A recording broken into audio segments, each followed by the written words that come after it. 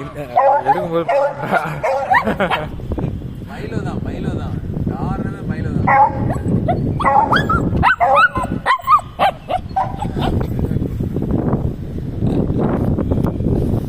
ஓடிட்டு இருக்கா இல்லையா?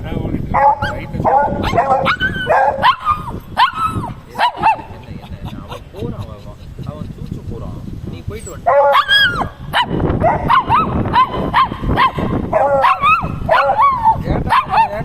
ஏட்டா கத்துற அப்படின்ற.